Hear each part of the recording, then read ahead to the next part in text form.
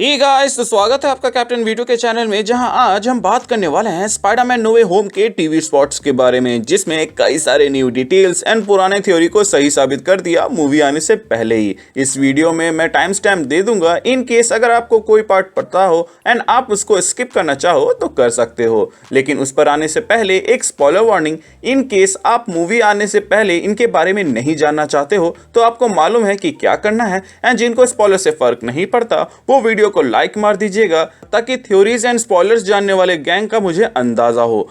शुरुआत ऑब्वियसली मैं इलेक्ट्रो के बॉडी में दिख रहे आर्क रिएक्टर से करना चाहूंगा, जिसके क्लियर इमेज आने से पहले ही मैंने आप लोगों को बता दिया था कि ये आर्क रिएक्टर हो सकता है जो उसको स्टेबल एंड पावर अप करने में मदद कर रहा हो, जो कि अब कंफर्म हो गया है। लेकिन चौंकाने वाली बात ये है कि जो आर्क रिएक्टर इलेक्ट्रो यूज कर रहा है वो ट्रायंगुलर डिजाइन वाला आर्क रिएक्टर है, जिसको टोनी ने उस वक्त बनाया था जब उसने एक नया एलिमेंट क्रिएट किया था। देखा जाए तो उस आर्क रिएक्टर ने ना सिर्फ टोनी की उस वक्त बीमारी को ठीक किया था, लेकिन यहाँ पर अमेजिंग स्पाइडरमैन से आ रहे इलेक्ट्रो की भी स्टेबिलिटी में मदद कर रहा है, जिसके वजह से शायद तक उसका कलर ब्लू से येलो चेंज हो गया। बट क्वेश्चन यहाँ ये रह जाता है कि उसको ये आर्क रिएक्टर मिला कहाँ से, क्योंकि स्पाइडरमैन होमकमिंग में जो मिनी आर्क रिएक्टर का बक्सा वल्चर ले जाने की कोशिश कर रहा था वो तो एंड सीक्वेंस के बाद से डैमेज कंट्रोल वाले ले गए, लेकिन उसमें भी जो आर्क रिएक्टर थे वो सर्कुलर डिजाइन वाले थे। यही नहीं, ये आर्क रिएक्टर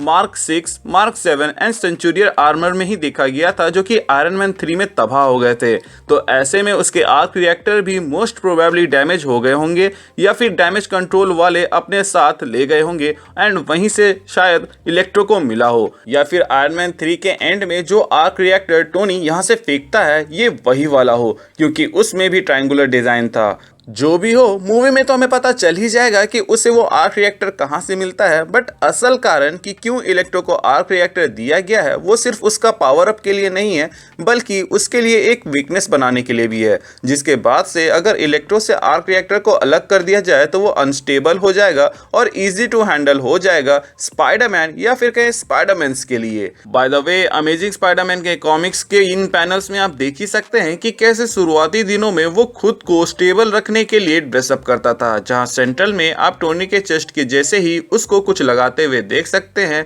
जो कि उन लोगों ने मूवी में आर्क रिएक्टर से रिप्लेस कर दिया है, जो कि काफी अच्छा लग रहा है। इसके साथ मजा तो उस वक्त आएगा जब डॉक्टर ऑक्टोपस यहां पर ब्लेड निकालते हैं स्पाइडरमैन को मारने के लिए, क्योंकि इससे पहले स्पाइडरमैन 2 में जब उन्होंने ऐसा किया था तो आंट मे ने इंटरप्ट कर दिया था, जिसके बाद से स्पाइडरमैन बच गया था। बट यहाँ पर हमारे मुराली को कौन बचाएगा। ब्रिज फाइट के इस सीन में भले ही डॉक्टर ऑक्टोपस पीटर के 4 आर्म को देखकर कह रहे हैं अपने मैकेनिकल आर्म से कि लगता है कि तुम्हारा कंपटीशन आ गया है, बट डॉक्टर ऑक्टोपस के मैकेनिकल आर्म काफी है स्पाइडरमैन के चारों आर्म की धज्जियां उड़ाने के लिए। मे बी यही कारण था कि जब डॉक्टर ऑक्टोपस अपने मैकेनिकल आर्म से स्पाइडरमैन पे हमला कर रहे थे तो उसके आयरन स्पाइडर सूट के नैनोटेक से कोई भी आर्म बन के उसको बचाने के लिए वहां पे नहीं आता है, क्योंकि वो पहले ही डिस्ट्रॉय हो चुके हैं। बाय द वे, मैंने एक और चीज नोटिस किया इस सीन में कि जब आयरन स्पाइडर सूट का नैनोटेक पीटर के चेस्ट को बचाने के लिए उसके चेस्ट के आसपास फॉर्म होने लगता है, तो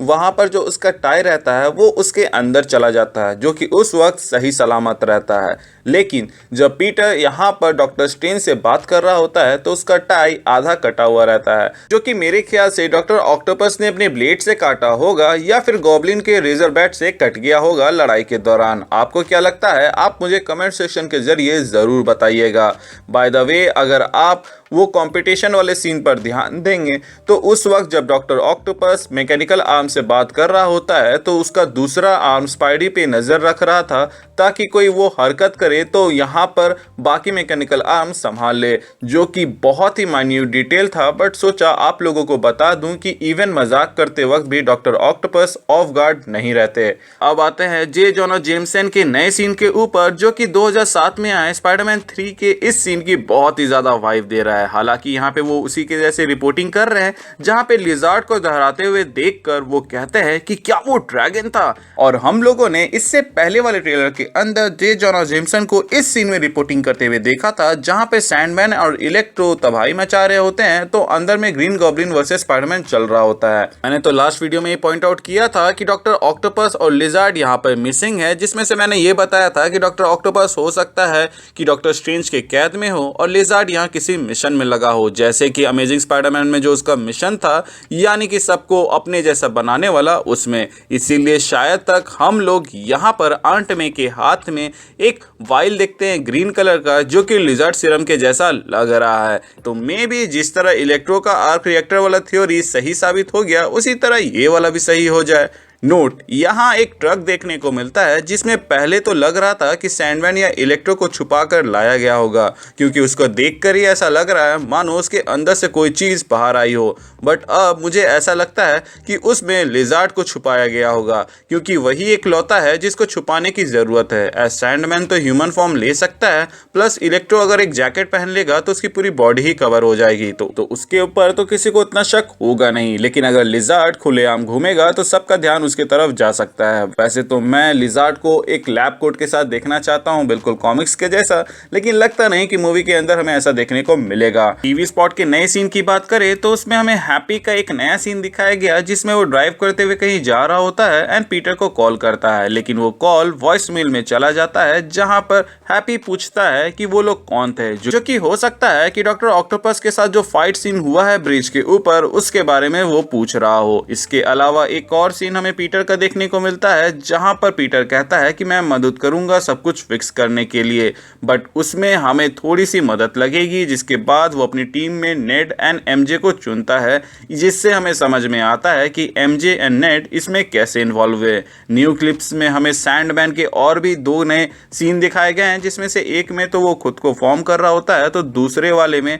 वो स्पाइडरमैन को पकड़ा हुआ है। इसके अलावा डॉक्टर स्ट्रेंज के भी और भी कई सारे क्लिप्स देखने को मिले थे, जो कि ट्रेलर 1 एंड ट्रेलर 2 से बहुत हद तक मैच खाते थे। मतलब कि उनका पोस्चर तो मैच खाता था, लेकिन बैकग्राउंड बदल दिए गए थे, जिसके ऊपर मैंने इन डेप्थ एक वीडियो बनाया हुआ है। तो अगर आप इंटरेस्टेड हैं तो उसको चेकआउट कर सकते हैं। लिंक आपको डिस्क्रिप्शन, आई बटन या फिर एंड स्क्रीन में शो हो जाएगा। इसके अलावा अगर आपको ये वीडियो अच्छा लगा हो और इससे कोई भी नई इन्फॉर्मेशन मिली हो तो वीडियो को लाइक कर दीजिएगा और अपने दोस्तों के साथ शेयर कर दीजिएगा, ताकि वो भी आपके जैसे ही इस वीडियो को एंजॉय कर पाए। इसके अलावा स्पाइडरमैन नो वे होम के ट्रेलर 2 का हम लोगों ने इन डेप्थ ब्रेकडाउन किया हुआ है, जिसके वजह से उसके 3-4 पार्ट बन गए हैं, जिसके लिंक आपको डिस्क्रिप्शन में मिल जाएंगे। तो अगर आप उनको चेकआउट करना चाहते हैं तो चेकआउट कर लीजिएगा, लेकिन मैं आपको पहले ही वार्निंग दे दूं कि उसमें भर भर के स्पॉयलर्स हो सकते हैं, जिसमें से कुछ तो मूवी निकलने से पहले ही सही साबित हो गए। इसीलिए watch it on your own risk. So guys, आज के लिए बस इतना ही, और आगे का तो आपको मालूम ही होगा। चैनल में नए हैं तो चैनल को सब्सक्राइब कर दीजिएगा, और अगर आप पुराने हैं तो प्लीज चेक कि आपने बेल आइकन दबाया है या नहीं। अगर आपने दबा दिया है तो वेल एंड गुड, और अगर आपने नहीं दबाया है तो उसे दबा दे, ताकि जब भी मैं कोई वीडियो डालूं उसका नोटिफिकेशन आपको जाए। इसके अलावा हमारे चैनल का एक छोटा सा मोटो है, जो कि है लोगों की मदद करे, अपना ख्याल रखें एंड कीप मूविंग फॉरवर्ड का रट लगाकर आगे बढ़ते रहें। Thank you for watching this video. Stay tuned.